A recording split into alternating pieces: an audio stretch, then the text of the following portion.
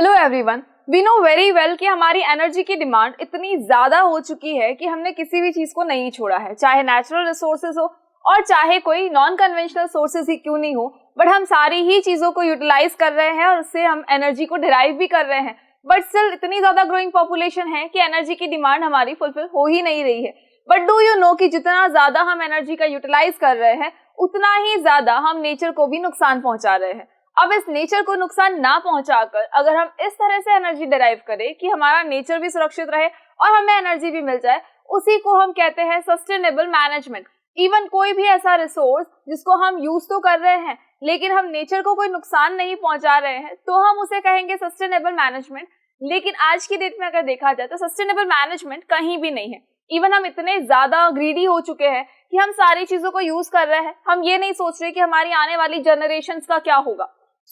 आज जिस टॉपिक के बारे में अभी हमने डिस्कस किया था उसी के कुछ इंपॉर्टेंट क्वेश्चंस देखने हैं, बिकॉज हमारा जो चैप्टर है वो हमें यही सिखाता है कि किस तरह से हम सस्टेनेबल मैनेजमेंट कर सकते हैं नेचुरल रिसोर्सेज का। So I Lavina Kumawat welcoming you all at Scoreshala. देखो, इस चैप्टर को ऑलरेडी हमने इतना डिस्कस कर लिया है तो हमको पता है कि हम कैसे स्टेप ले सकते हैं इन चीजों को अवॉइड करने के लिए, यानी नेचर को नुकसान ना पहुंचाकर अगर हम चाहें कि हमारा काम भी हो जाए और नेचर को भी नुकसान ना पहुंचे तो हमारे पास ऐसे बहुत सारे वेज है। बिकॉज जब चैप्टर को हमने पढ़ा था तो हमें पता है कि हम क्या क्या कर सकते हैं, बट द प्रॉब्लम वाज कि इंडिविजुअल में क्या होगा, तो इंडिविजुअल से ही सब कुछ होगा। अब उसी चैप्टर के हम क्या देखेंगे, इंपॉर्टेंट क्वेश्चंस को देखेंगे ताकि हमारे एग्जाम के अंदर हमें पता रहे कि किस किस टाइप के क्वेश्चंस जो है वो एग्जाम के अंदर आ सकते हैं। फाइन, चलो सो स्टार्ट करें हमारे क्वेश्चंस को। So the first question is, from the list given below pick the item that is not a natural resource. इस लिस्ट में से आपको वो बताना है जो कि नेचुरल रिसोर्स नहीं है। सो द फर्स्ट थिंग इज कि नेचुरल रिसोर्स होता क्या है।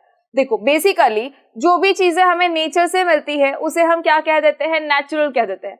रिसोर्सेज क्या होते हैं, तो देखो जब हम ह्यूमन बीइंग के या किसी लिविंग ऑर्गेनिज्म के सर्वाइवल की बात करते हैं तो हमें बहुत सारी ऐसी चीजें हैं जिनकी रिक्वायरमेंट होती है जो कि हमें नेचर देता है। लाइक हमें एयर की रिक्वायरमेंट होती है, हमें वाटर की रिक्वायरमेंट है, हमें फूड की रिक्वायरमेंट है। There are so many things जिसको हम नेचर से ऑब्टेन करते हैं और उसके बिना हम हमारी लाइफ के बारे में सोच भी नहीं सकते, तो उन्हीं को हम क्या कहते हैं, नेचुरल रिसोर्स कह देते हैं। तो अब इनमें से आपको ये बताना है कि कौन सा ऐसा है जो कि नेचुरल रिसोर्स नहीं है। तो देखो, फर्स्ट अगर हम देखें सॉइल, तो सॉइल तो नेचुरल रिसोर्स है, बिकॉज सॉइल का फॉर्मेशन कभी भी फैक्ट्रीज के अंदर नहीं होता है, कभी किसी लेबोरेटरी के अंदर नहीं होता है। सॉइल जो है वो अपने आप ही बनती रहती है और सॉइल के बिना हम अपनी लाइफ के बारे में सोच भी नहीं सकते, बिकॉज जब अगर सॉइल होगी तभी तो प्लांट्स बनेंगे, प्लांट्स ग्रो करेंगे और उनके ऊपर फूड आएगा। अब वो जो फूड प्रोडक्ट्स है तो उसको हम यूटिलाइज करेंगे और न्यूट्रिएंट्स मिलेंगे हमें, अदरवाइज वो हमें कहाँ से मिलेंगे, हमें एनर्जी कहाँ से मिलेगी। तो soil is very important for our survival. The next thing is water. Water के बिना सोचो क्या होगा, 2 दिन पानी मत, 1 दिन पानी मत पियो, शाम तक ऐसा लगेगा कि डिहाइड्रेशन हो गया, हेडेक हो रहा है, चक्कर आ रहे हैं, बहुत सारी चीजें जो है हमको फील होने लगती है। ठीक है, अब यानी पानी भी हमारे लिए बहुत ज्यादा जरूरी है। Electricity, obviously it is important, but क्या ये हमको नेचर ने दी है? क्या नेचर हमें इलेक्ट्रिसिटी प्रोवाइड कर रहा है कि ठीक है जो बिजली के तार है ये आप लगा लो, आपके ऑटोमेटिकली बिजली जो है वो आ जाएगी? तो बिल्कुल नहीं। बिजली जो है यानी इलेक्ट्रिसिटी जो है वो इंसानों ने बनाई है, वो मैन मेड रिसोर्स है। अब मैन मेड रिसोर्स में से क्या क्या हो सकता है, लाइक हम विंड एनर्जी का यूटिलाइज कर सकते हैं, हम हाइड्रो इलेक्ट्रिसिटी का यूज कर रहे हैं, हम ओशन थर्मल एनर्जी से भी हम एनर्जी डिराइव करके इलेक्ट्रिसिटी बना रहे हैं। तो ये इलेक्ट्रिसिटी बनाने का प्रोसेस जो है ये किसने स्टार्ट किया? इंसानों ने शुरू किया। जबकि अगर हम बात करें जिस टाइम पे अर्ली मैन था या ओरिजिन ऑफ लाइफ की अगर हम बात करें तो उस सर्टेन टाइम पीरियड में कभी भी इलेक्ट्रिसिटी नाम की चीज नहीं थी। वहां पर सॉइल जरूर थी, वहां पर वाटर था, वहां पर एयर भी थी, लेकिन इलेक्ट्रिसिटी नाम की चीज इतने टाइम तक नहीं थी। ये इंसान ही थे जिन्होंने क्या किया था, इलेक्ट्रिसिटी को डिराइव किया था फॉर द फर्स्ट टाइम और उसके बाद हम उसको यूज कर रहे हैं। लेकिन अगर आज की डेट में देखा जाए तो it is very important resource for us कि हम उसके बिना अब सर्वाइवल के बारे में नहीं सोच सकते। अगर आपको कहा जाए कि 2 दिन बिना लाइट के रहना, 2 घंटे रहना बिना लाइट के, तो हम बिल्कुल नहीं रह सकते। हम सीधा इलेक्ट्रिसिटी ऑफिस के अंदर फोन लगा देते हैं कि नहीं नहीं हमें तो लाइट चाहिए ही चाहिए, क्या प्रॉब्लम हो गई जो लाइट नहीं आ रही है। लेकिन अगर हम ये देखें कि इलेक्ट्रिसिटी जो है वो डिराइव कैसे हो रही है, तो आप ये देखोगे कि देखो बहुत ज्यादा कॉस्ट भी लग रही है और प्लस बहुत ज्यादा नेचर को नुकसान भी हो रहा है जिससे कि इलेक्ट्रिसिटी डिराइव हो रही है। So electricity is the thing, electricity is the resource, जो कि नेचुरल रिसोर्स बिल्कुल भी नहीं है। ठीक है, सो ये हमारा आंसर कौन सा होगा, इलेक्ट्रिसिटी, बिकॉज इसको इंसानों ने बनाया है, ये मेन मेड रिसोर्स है, ये नेचुरल रिसोर्स नहीं है। नेचर ने हमको कभी भी इलेक्ट्रिसिटी नाम की चीज बिल्कुल भी प्रोवाइड नहीं की थी। फाइन, चलो, सो आई होप कि क्लियर हो गया होगा। आगे आ जाओ, next question, the main cause for abundant coliform bacteria in the river Ganga is. River Ganga के अंदर जो मेन कॉज था कॉलीफॉर्म बैक्टीरिया का, वो क्या था? गंगा नदी के अंदर अगर देखा जाए तो बहुत ज्यादा पॉल्यूशन आज की डेट में है, और उसी के अंदर अगर आप देखोगे तो कॉलीफॉर्म बैक्टीरिया नाम का जो बैक्टीरिया है ये बहुत ज्यादा उसके अंदर एबंडेंट क्वांटिटी के अंदर है। तो ऐसा क्यों है, इसका रीजन क्या है? अभी पहले तो नहीं था, अचानक से कैसे आ गया, या ऐसा कुछ हुआ है इसके साथ में जिसकी वजह से इसके अंदर कॉलीफॉर्म बैक्टीरिया जो है वो बहुत ही ज्यादा क्वांटिटी में आ चुका है? तो see, disposal of unburned corpse into water, possible है ये भी कि जो अनबर्न्ड डेड जो ह्यूमन बींग्स होते हैं या जो लाशें होती है, बेसिकली कॉर्प्स का मतलब लाशें होती है, अब उनको अगर डायरेक्टली पानी के अंदर बहा दिया जाएगा, डिस्पोज कर दिया जाएगा, तो भी ऐसा हो सकता है कि उससे बैक्टीरिया फैले। Discharge of effluents from electroplating industries, electroplating industries में से जो एफ्लुएंट्स आते हैं उनको अगर डिस्चार्ज कर दिया जाए रिवर गंगा के अंदर, तो भी हो सकता है। या फिर वॉशिंग ऑफ क्लोथ्स, या फिर इमर्शन ऑफ एशेस, या तो इमर्शन ऑफ एशेस से हो या फिर वॉशिंग ऑफ क्लोथ से हो। सो इन चारों में से ऐसी कौन सी चीज है जिससे कि रिवर गंगा के अंदर एबंडेंट क्वांटिटी में ये कॉलीफॉर्म बैक्टीरिया जो है वो फैल रहा है? तो वी नो वेरी वेल कि बेसिकली ये कॉलीफॉर्म बैक्टीरिया जो होता है वो होता क्या है और ये कहाँ से आता है। इसको बेसिकली हम कह सकते हैं E coli, and we know very well कि ये ह्यूमन एक्सक्रीटा के अंदर मिलता है। ये कहाँ मिलेगा? ह्यूमन एक्सक्रीटा के अंदर मिलता है। तो अगर हम बात करें कि जो अनबर्न्ड कॉर्प्स होती है, अगर आपने इनको पानी के अंदर बहा दिया है तो देयर आर ह्यूज चांस कि जो कॉलीफॉर्म बैक्टीरिया है वो उसके अंदर फैलेगा ही फैलेगा। तो गंगा नदी के अंदर जो ये कॉलीफॉर्म बैक्टीरिया बहुत ही ज्यादा क्वांटिटी के अंदर अगर आ चुका है, तो वो किसकी वजह से आया है? वो आया है अनबर्न्ड कॉर्प्स की वजह से। तो पानी के अंदर आपने देखा होगा गंगा नदी के अंदर बहुत सारे लोग जो है वो अपने धर्म के नाम पे या अपने रिचुअल्स की वजह से उसके अंदर क्या कहते हैं, लाशों को डायरेक्टली बहा देते हैं। तो ये बहुत बड़ी एक ट्रेजेडी है हमारे साथ में कि उससे क्या हो रहा है, बहुत ही ज्यादा अमाउंट में उसके अंदर बैक्टीरिया फैल रहा है।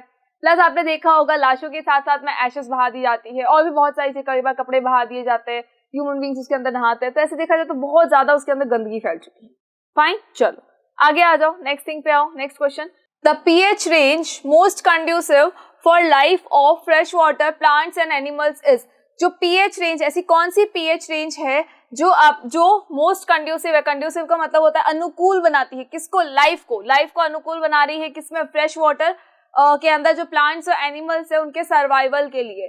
तो फ्रेश वाटर का जो पीएच रेंज होता है बेसिकली क्या होता है? तो अगर हमें याद हो तो हमको पता है कि जो फ्रेश वाटर होता है वो न्यूट्रल होता है। न्यूट्रल का मतलब ना ही वो एसिडिक होगा और ना ही वो बेसिक होगा, तभी तो उसके अंदर लाइफ जो है वो पॉसिबल है। प्लांट्स और एनिमल्स जो है वो बहुत ही आसानी से उसके अंदर सर्वाइव कर सकते हैं because of the neutral range. तो पीएच रेंज उसके अंदर क्या होगी? Neutral. And we know very well कि जो पीएच स्केल होती है, उस पीएच स्केल के अंदर जो न्यूट्रल वाला पार्ट होता है दैट इज 7। न्यूट्रल वाला पार्ट क्या होता है?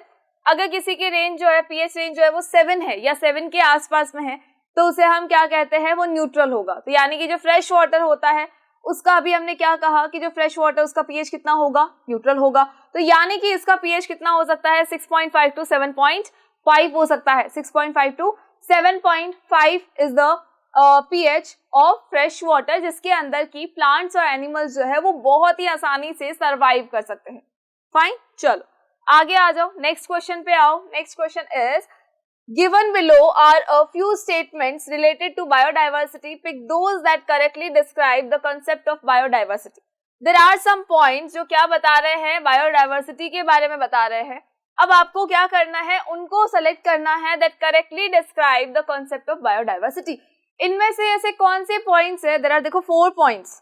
इनमें से ऐसे कौन से पॉइंट्स है जो बायोडाइवर्सिटी को डिस्क्राइब करते हैं, ये बताते हैं कि हाँ ये जो है ये बायोडाइवर्सिटी के लिए बिल्कुल सही चीज है। तो बेसिकली अगर देखा जाए तो बायोडाइवर्सिटी क्या होती है? तो डाइवर्सिटी के बारे में तो हमको पता है कि जब कोई किसी एक पर्टिकुलर चीज की बहुत ज्यादा वैरायटी अगर एक पर्टिकुलर प्लेस के ऊपर हो तो उसे हम क्या कह देते हैं? डाइवर्सिटी कह देते हैं। और बायोडाइवर्सिटी का मतलब होता है एक ऐसा एरिया जहां पर जो फ्लोरा और फाउना है, मतलब जो प्लांट्स और एनिमल्स है, वो सारे बहुत ही ज्यादा वैरायटी के अंदर वहां पर प्रेजेंट हो। तो देखो पॉइंट्स कौन कौन से हैं? Biodiversity refers to the different species of flora and fauna present in an area. There is an area जहां पर फ्लोरा और फाउना की बहुत सारी स्पीशीज जो है वह पाई जाती है, तो उसे हम क्या कह देते हैं, बायोडाइवर्सिटी कह देते हैं। तो ये तो बिल्कुल सही है, यानी ये वाला पॉइंट तो हमारा सही हो गया।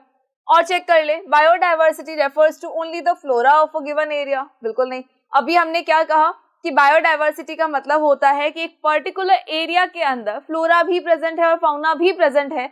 तो जब दोनों ही एक पर्टिकुलर एरिया के अंदर प्रेजेंट है तो फिर ये सिंगल फाउना कैसे वहां पॉसिबल हो सकता है, तो ये तो हो गया cancel. Next is biodiversity is greater in a forest, is it? क्या बायोडाइवर्सिटी फॉरेस्ट के अंदर ग्रेटर होती है? तो जी हाँ, बिल्कुल होती है। क्यों होती है? तो अगर आप फॉरेस्ट को देखोगे तो there are so many types of plants, there are so many types of animals and बहुत सारी स्पीशीज होती है, वेराइटी ऑफ स्पीशीज वहां पर प्रेजेंट होती है और पर्टिकुलर एक ही स्पीशीज के बहुत सारे एनिमल्स भी वहां पर प्रेजेंट होते हैं। और वहीं पर अगर आप देखोगे तो प्लांट्स भी बहुत ज्यादा क्वांटिटी के अंदर होते हैं, बहुत सारी वैरायटी के अंदर होते हैं। अगर आप किसी भी एक पर्टिकुलर प्लांट का नाम ले लो और वो फॉरेस्ट के अंदर ना हो, ऐसा पॉसिबल बिल्कुल भी नहीं है। तो बायोडाइवर्सिटी का जो सबसे बड़ा एग्जांपल होता है वो क्या होता है, फॉरेस्ट ही होता है। तो ये आंसर भी बिल्कुल सही है कि बायोडाइवर्सिटी जो है वो फॉरेस्ट की थोड़ी ज्यादा ही होती है। Then biodiversity refers to the total number of individuals of a particular species living in an area. क्या हम एक पर्टिकुलर स्पीशीज की बात कर रहे हैं? तो जी नहीं, बायोडाइवर्सिटी के अंदर हम कभी भी एक पर्टिकुलर स्पीशीज की बात बिल्कुल भी नहीं करेंगे, ना ही पर्टिकुलर प्लांट की बात करेंगे, ना ही पर्टिकुलर एनिमल की बात करेंगे। हम उसके अंदर क्या करेंगे, सबको साथ में लेकर चलेंगे।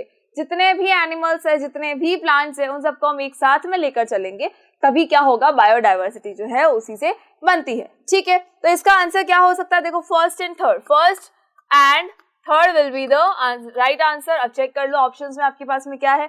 सी ऑप्शंस हमारे पास यही है, first and second, second and fourth नहीं था, first and third. Yes, first and third जो है ये बायोडाइवर्सिटी को रेफर करता है। टू स्टेटमेंट्स आर देयर जो बायोडाइवर्सिटी के बारे में बिल्कुल सही चीज बताते हैं कि बायोडाइवर्सिटी जो होती है उसके अंदर फ्लोरा और फाउना दोनों ही प्रेजेंट होते हैं, एबंडेंट क्वांटिटी में होते हैं, एंड जो फॉरेस्ट है वो बहुत ही ज्यादा बायोडाइवर्सिटी को कंटेन किए हुए, होल्ड किए हुए हैं। फाइन, चल और आगे बढ़ते हैं, नेक्स्ट क्वेश्चन पे आते हैं। Next question is, in our country vast tracts of forest are cleared and a single species of plant is cultivated, this practice promotes. अब देखो, बेसिकली कंट्री के अंदर अगर देखा जाए तो vast tracts of forest are cleared. Population इतनी ज्यादा हो गई है, हमारी डिमांड इतनी ज्यादा है हर छोटी से छोटी चीज और बड़ी से बड़ी चीज की, हमने क्या किया है, फॉरेस्ट को कट कर दिया, सारे ही फॉरेस्ट को हमने क्या कर दिया, क्लियर कर दिया। And a single species of plants is cultivated, एक सिंगल स्पीशीज जो थी प्लांट की वो हमने कल्टीवेट कर दी। इस प्रैक्टिस से क्या प्रमोट हो रहा है ये बताना है। देखो बेसिकली होता क्या है, जैसे जैसे पॉपुलेशन इंक्रीज होती गई, अब बेसिकली क्या हुआ, देखो थोड़ा सा स्पेस था हमारे पास में, उस थोड़े से स्पेस में लोगों ने क्या किया, क्रॉप लगाना शुरू कर दिया। ठीक है, क्रॉप लगाना शुरू किया, तो उस पर्टिकुलर स्पेस के अंदर जितनी क्रॉप लग रही थी, पर्टिकुलर एक तरह का प्लांट ही लगता है क्रॉप के अंदर, जितनी क्रॉप लग रही थी उसके अंदर जितनी भी पॉपुलेशन थी, सबकी डिमांड बहुत ही आसानी से फुलफिल हो रही थी। ठीक है, फिर क्या हुआ, धीरे धीरे पॉपुलेशन इंक्रीज होती गई और इंक्रीज हुई और इंक्रीज हुई। अब आज की डेट में इतनी ज्यादा इंक्रीज हो चुकी है कि हमने सारे ही फॉरेस्ट को कट कर दिया है। क्यों कर दिया, हमें बिल्डिंग्स बनानी है, हमें मॉल्स बनाने हैं, हमें हॉस्पिटल्स बनाने हैं, स्कूल्स बनानी है, हमें रहने के लिए घर चाहिए और हमें खाने के लिए क्रॉप प्रोडक्शन भी करना है, तो एग्रीकल्चरल लैंड भी हमको चाहिए। तो हमने क्या किया है, फॉरेस्ट को खत्म कर दिया और एग्रीकल्चरल लैंड में उनको कन्वर्ट करते चले गए। तो अब एग्रीकल्चरल लैंड के अंदर जब उनको कन्वर्ट कर दिया तो वहां पर हमने क्या किया, एक पर्टिकुलर टाइप के प्लांट्स को लगाया गया। ठीक है, तो उससे क्या प्रमोट हुआ, क्या वहां से बायोडाइवर्सिटी प्रमोट हुई? बिल्कुल नहीं। बायोडाइवर्सिटी प्रमोट कैसे हो सकती है, बायोडाइवर्सिटी का मतलब होता है variety of plants and variety of animals, flora and fauna दोनों प्रेजेंट होने चाहिए। लेकिन क्रॉप के अंदर तो ऐसा नहीं होता है, एक सिंगल स्पीशीज होती है प्लांट की भी। एनिमल्स तो हम भूल ही जाए, कहीं नहीं मिलते हमें, कुछ छोटे छोटे जानवर मिल जाते हैं लेकिन बड़े जानवर नहीं मिल सकते।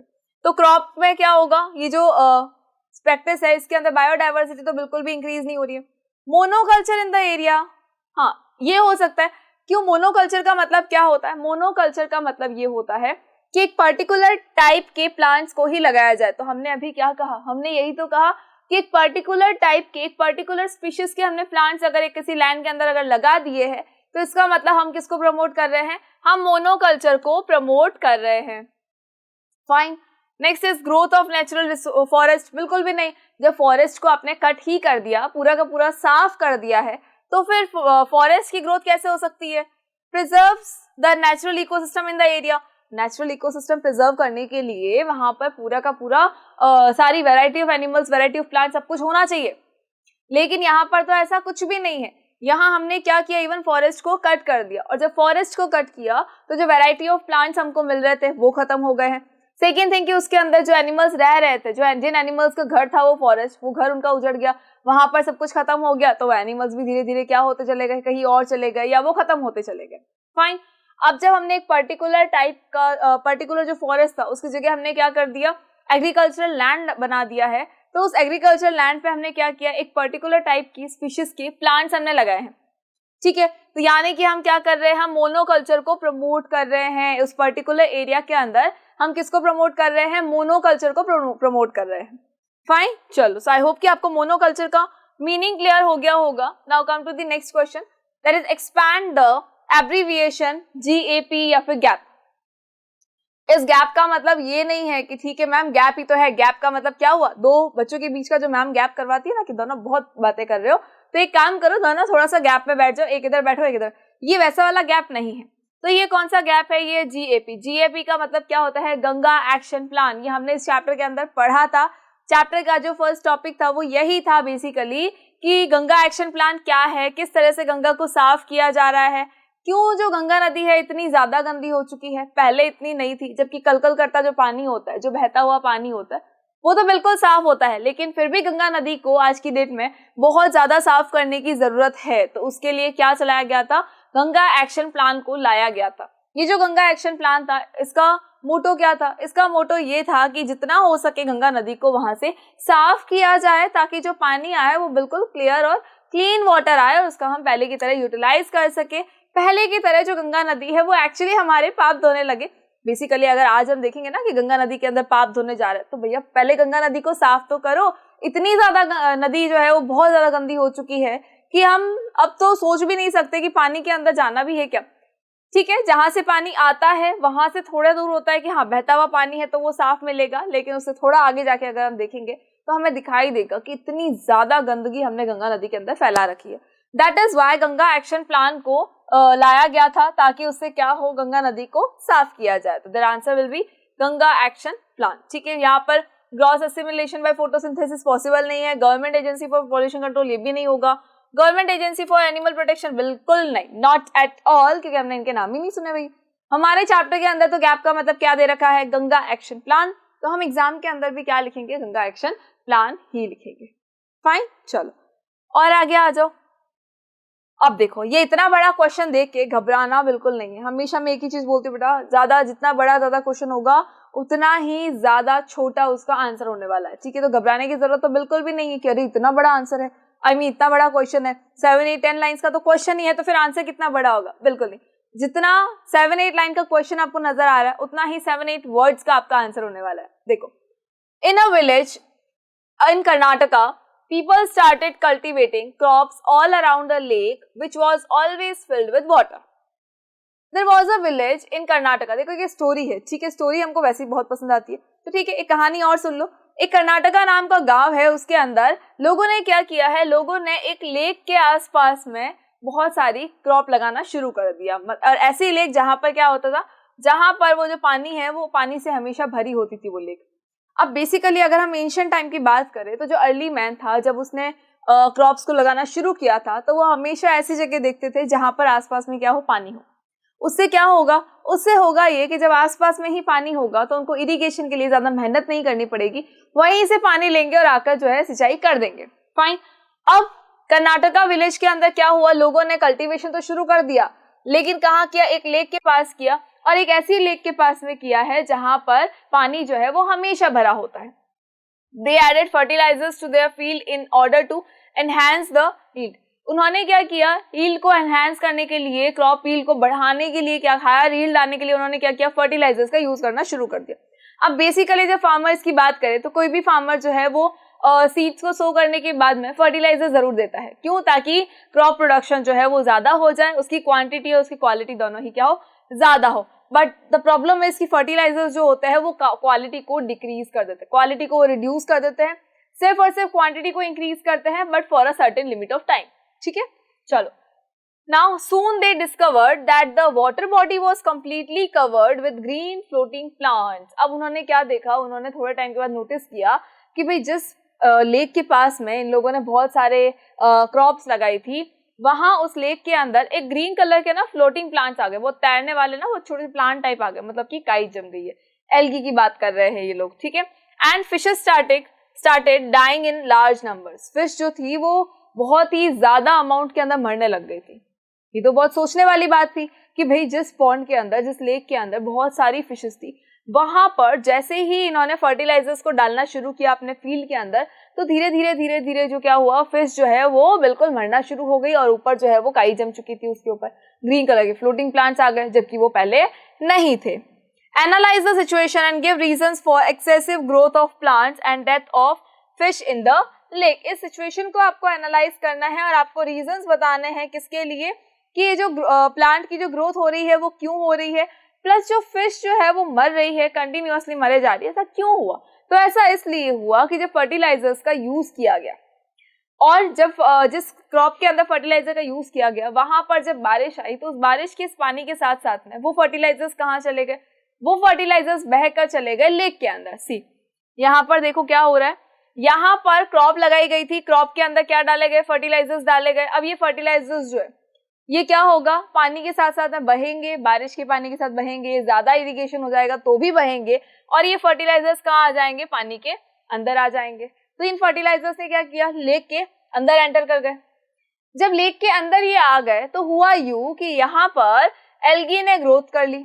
फर्टिलाइजर्स जो होते हैं वो बेसिकली नाइट्रोजन में रिच होते हैं और बहुत सारे न्यूट्रिएंट्स इनके अंदर प्रेजेंट होते हैं, लेकिन कौन से, जो कि एनिमल्स के लिए थोड़े से नुकसानदायक होते हैं। तो इनके अंदर जब नाइट्रोजन की क्वांटिटी ज्यादा है, सल्फर डाइऑक्साइड की क्वांटिटी ज्यादा होती है, तो यहाँ पर क्या होगा, सल्फर की क्वांटिटी बहुत ज्यादा होती है, तो यहाँ पर क्या होगा, पानी के अंदर जो है वो एल्गी की ग्रोथ हो जाएगी। ठीक है, तो एल्गी ब्लूम हो सकता है, फाइन, एल्गी की ग्रोथ होगी। अब ये जो एल्गी की ग्रोथ हो रही है, तो ये एल्गी क्या करेगी, ये सनलाइट को एब्जॉर्ब कर लेगी। जहां जहां पर ये एल्गी आ चुकी है, तो ये ग्रीन कलर की एल्गी क्या है, ग्रीन कलर के प्लांट की तरह बिहेव करती है और ये फोटोसिंथेसिस भी करती है। तो इन्होंने क्या किया, सनलाइट आई, इन्होंने ट्रैप कर लिया, तो सनलाइट जो है अंदर की तरफ नहीं जा पाई, और सनलाइट नहीं जा पाएगी, साथ ही साथ यहाँ पर क्या होगा, ये डिसॉल्व्ड ऑक्सीजन को एब्जॉर्ब कर लेंगे, आसपास के ऑक्सीजन को एब्जॉर्ब करेंगे। तो यहाँ पर क्या होगा, जो पानी के अंदर ऑक्सीजन है वो भी बिल्कुल कम हो जाएगी, ऑक्सीजन का जो लेवल है वो कम हो जाएगा, सनलाइट जो है वो भी इसके अंदर नहीं आ पाएगी, तो उसका भी लेवल पानी के अंदर क्या हो गया, बिल्कुल कम हो चुका है। और जब इन दोनों का लेवल बिल्कुल कम हो चुका है, बिल्कुल रिड्यूस हो चुका है, तो यहाँ पर जो फिश होगी, यहाँ पर जो भी एनिमल्स होंगे, उनको सफोकेट होगा और वो वहीं पर डेथ हो जाएगी उनकी। फाइन, दैट इज वाई कहा जाता है कि लेक के आसपास में ना क्रॉप नहीं लगानी चाहिए, अगर लगा रहे हैं तो फर्टिलाइजर्स का यूज बिल्कुल भी नहीं करना चाहिए। तो सिर्फ फर्टिलाइजर्स जो होते हैं वो सॉइल पॉल्यूशन तो फैलाते ही है, साथ ही साथ वाटर पॉल्यूशन भी फैलाते हैं, और साथ ही साथ में एनिमल्स जो मरीन लाइफ जो होती है उनके ऊपर बहुत ही बड़ा नेगेटिव इम्पैक्ट डालते हैं। क्यों डालते हैं, तो जैसे कि ये था एल्गी ब्लूम होता है, एल्गी ब्लूम से क्या होगा, जैसे एल्गी जो है वो अचानक से ग्रो करने लग जाएगी बिकॉज ऑफ दी फर्टिलाइजर्स, और जब एल्गी ग्रो करेगी तो सनलाइट को ट्रैप कर लेगी, ऑक्सीजन सारी ले लेगी, तो इन एनिमल्स को ना ऑक्सीजन मिल पाएगी एडिक्वेट क्वांटिटी के अंदर, और ना ही इनको सनलाइट मिल पाएगी, तो क्या होगा, इनकी डेथ हो जाएगी। ठीक है, और ये एल्गी का एकदम से ग्रो कर जाना, इस प्रोसेस को हम क्या कहते हैं, इस प्रोसेस को हम कहते हैं यूट्रोफिकेशन। इस प्रोसेस को हम क्या कहते हैं, इस प्रोसेस को कहा जाता है यूट्रोफिकेशन। फाइन, चलो आई होप कि ये चीज क्लियर हो गई होगी। तो देखो एल्गी जो है कितनी ज्यादा, मतलब एक तरह से देखा जाए सेल्फिश है, पूरी की पूरी उसने खुद ने ही ले ली सनलाइट, और उसी ने क्या किया, ऑक्सीजन भी एब्जॉर्ब कर ली और बाकी लाइफ के लिए बिल्कुल भी नहीं छोड़ा, ना प्लांट लाइफ के लिए छोड़ा, ना ही एनिमल लाइफ के लिए छोड़ा। ठीक है, चलो आ जाओ नेक्स्ट क्वेश्चन पे आ जाओ। नेक्स्ट क्वेश्चन क्या बोल रहा है, next question is although coal and petroleum are produced by degradation of biomass. Basically जो कोल एंड पेट्रोलियम होता है वो बायोमास के डिग्रेडेशन से बनता है, yet we need to conserve them by. Biomass के डिग्रेडेशन से कैसे बनता है, तो देखो जो भी लिविंग मैटर होता है, चाहे वो एनिमल हो, चाहे वो प्लांट्स हो, चाहे वो ह्यूमन बींग्स हो, जितने भी लिविंग ऑर्गेनिज्म होते हैं या उनके कोई पार्ट्स है, तो वो क्या होता है, जमीन के अंदर धीरे धीरे धीरे दबते चले जाते हैं। अगर हम बहुत मिलियंस ऑफ ईयर्स पहले की अगर बात करें, तो मिलियंस ऑफ ईयर्स पहले जो भी एनिमल्स थे वो क्या हुआ, मरने के बाद में सी बेड के अंदर चले गए या जमीन के अंदर धंसते चले गए। धीरे धीरे उनके ऊपर क्या हुआ, एक मिट्टी की लेयर आई, फिर जो नए एनिमल्स आए वो और इसके अंदर दब गए, फिर एक मिट्टी की लेयर आई, फिर वो और दबते चले गए। तो जब इतने सारे एनिमल्स दब गए हैं तो नीचे क्या होता है, नीचे जमीन के अंदर क्या है, हाई प्रेशर और हाई टेम्परेचर है। तो उस हाई प्रेशर और हाई टेम्परेचर की वजह से क्या होगा, उसकी वजह से ये जो लिविंग मैटर है, चाहे एनिमल है, ह्यूमन है, जो भी है, ये जो लिविंग मैटर है ये किसमें कन्वर्ट हो जाएगा, फॉसिल्स में कन्वर्ट हो जाएगा। और ये एक ऐसी चीज में कन्वर्ट होगा जिसको कि जला कर एनर्जी ली जा सकती है, तो उसे हम क्या कहेंगे, फॉसिल फ्यूल्स कहेंगे।